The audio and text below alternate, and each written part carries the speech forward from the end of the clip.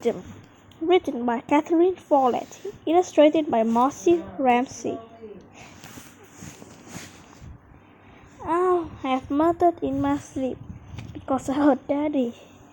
Wait a minute. Yeah. Saying shh again. I woke up and I saw dark trees. I heard soft footsteps all around. I looked over my shoulders and saw the bent back and shoulders of Emily, another field worker on the cotton plantation. She walked her head down, moving at a very quick pace. "Can I get down?" I asked my father. Amy whipped her head around and gave me a cold look. She put her fingers to her pursed lips and kept moving. Suddenly, I realized what was going on. We were running. It was too dark outside. Usually we got up before the sun rose, but I could tell that it was too early for my father to checking my arm. "Daniel," he whispered. "No," I groaned. "I've been picking cotton all day. I still feel my fingers throbbing." As I tried to wave my father away, he picked me up and the arms, and he carried me down. "Shh, now," he said, and I fell asleep again. Daddy was the carriage driver for Mr. and Miss Winters, our enslavers. My mother had taken care of little Mary Winters, but Mary was grown now, and Mama was gone. Mama would make it look as she was just doing what she was told, but she would just tell me lightly. I would yell and cry like it really hurt. That seemed to make Miss Winters happy. One night I came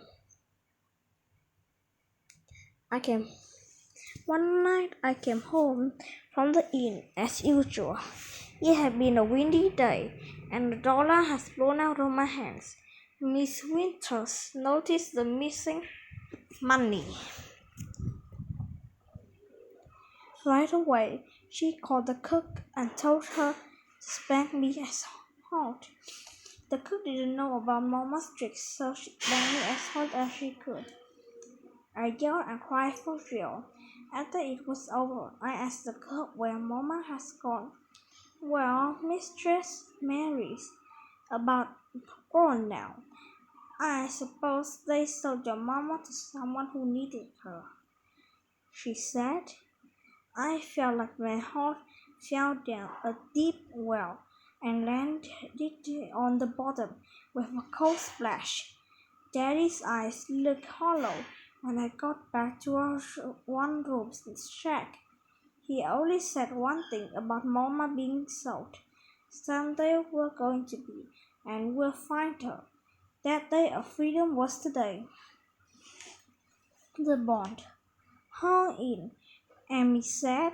She pointed across a field at an old sagging barn until we went insane. She felt around the door until she found a trapdoor. She motioned us all into a small space under the floor. Everyone had to lie down in order to fit. Amy closed the door behind her and it was silence. Eventually, I leaned toward Daddy. "Do we have to stay here all day?" He nodded and put his fingers to his lips. "Sleep," he said. I didn't think I could sleep. I still felt like I had energy running through all my muscles. Soon we could find Mama, but I kept still. Mama would make it look like she was doing what she was told, but she would wait a minute and read this already. Sunlight began to peek through the boards above us. Feet began to thump over our heads. I could tell that all of us were scared. No one was sleeping. We heard all the enslaved people talking as they worked. Did they know we were here? I almost wished that I could pick my head full and whispered, "Come with us. Come and be free." But I kept silent as they kept working. The hour lasted a long time.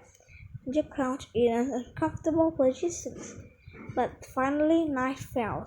The noises from the barn had been silent for some time, but we still waited.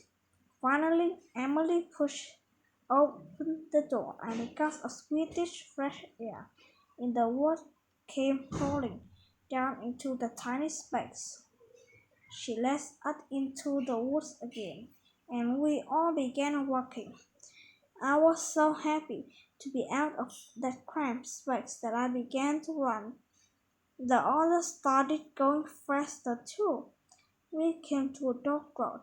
I started hopping, skipping, and jumping. Someone in the back even giggled. We're going to be free. I couldn't. I could feel the cold air from the north pouring down toward me and makes my legs springy and light. Suddenly, I heard sounds that made each of my skin feel like ice. Hounds! Someone was coming after us. We all looked at me. Golly, she whispered. We went leaping through the trees, and we leaped after her. We rushed down a steep hill until our legs hit swampy water. It got deeper and deeper. It was up to my face, then my chest. Daddy pulled me up on his shoulders. It looked like we were in trouble. We couldn't swim, but Emily led us toward the opposite store. There was stump sticking out of the water there, and if we stood still under the pale moonlight, our heads would look like more stumps, especially to someone across the swamp. We heard the men hounds and come rushing down the gully. They came to the edge of the swamp, where the water kept the dogs from following our scent. The dogs howled and roared as they wanted to change across the swamp and attacking us. Then I heard the sound of shotgun loading. The roar of the guns crackled across the water, and it echoed back. It startled me so badly that I made a beat before I could stop it. Amy's hand swiftly and silently came up and closed over my mouth. The sound of another shot blasted out across the water. The men were trying to scare us to making noise and showing ourselves. After a long time, they turned and led the house back up the gully. We still kept for another and a half an hour before we get to creep back to the swamp. There was no more running or laughing when we got back on the road. The rivers. We passed many days hidden in spaces, in the homes and bonds of people who helped us. Along the way, we spent many nights walking silently through the wood, cold and hungry. We had little food of our own and relied on the people who helped us to give us food. Now came the hot part. We had to cross the Ohio River in order to get to freedom. Amy gathered us in a tight circle. You're going to have to do something seems completely wrong. She whispered, you're going to pull up a white man and let him put you in chains. He's going to help you. It looks like he's captured you. No one will suspect you when he leads you across the bridge. We met the white man, Mr. Avery, just before dawn. Amy wished us luck before she headed south again to find more enslaved peoples and lead them to freedom. Mr. Avery took most of our clothes and packed them in the trunk. He pushed up the shackles. Daddy looked scared. I suddenly wondered if this was all a trick for Mr. Avery to capture escaped enslaved people. I started to cry. I hated those chains. All I could think was about how Mama's hands and feet would have been in them as they led her away. We have to trust him, Daddy said, but his voice didn't sound so sure. Sure. Mr. Avery led us through the street. The white people ignored us. The black people glanced quickly at us, then looked away. Avery led us onto the bridge.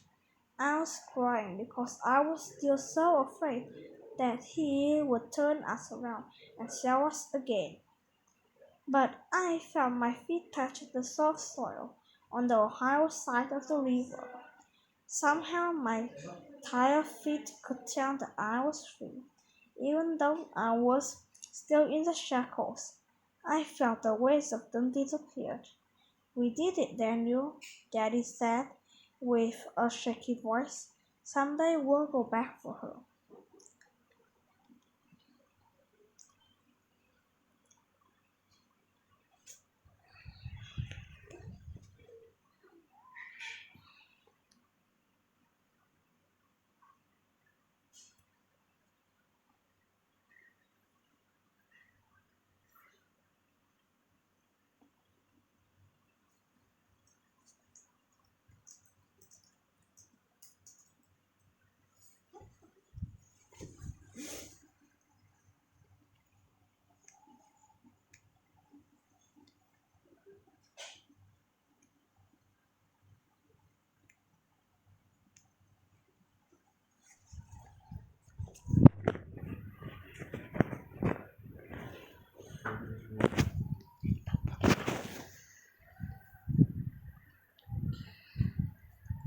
Quay cuối hết rồi con.